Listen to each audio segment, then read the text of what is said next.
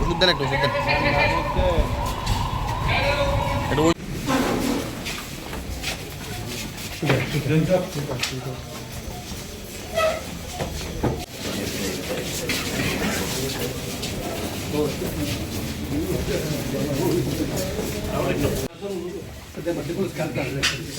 Some side do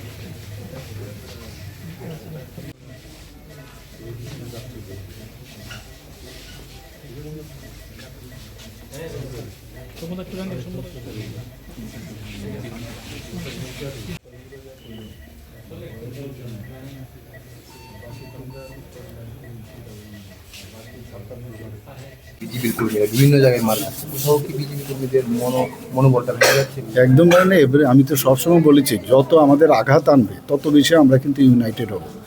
এবং আপনারা দেখেছেন আমি কালকেই কিন্তু যখন আমার কাছে খবর এলো, আমি সাথে সাথে আমাদের জনজাতি লিডারদের আমি বলেছি immediately you go.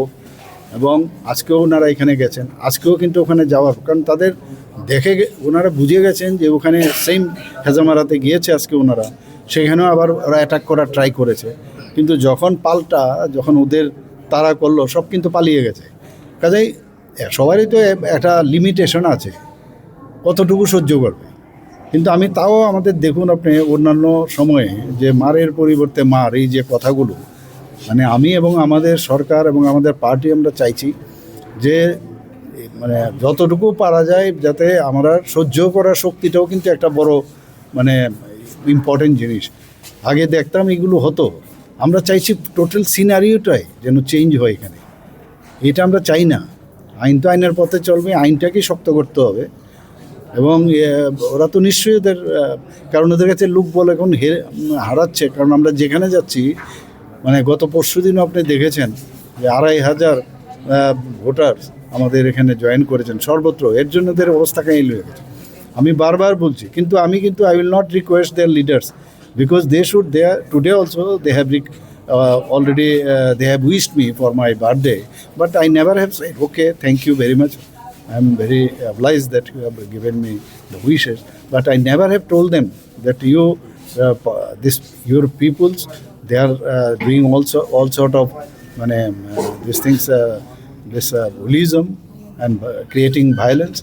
I will not request them. They should understand, either they cannot control their cadres. I hope so.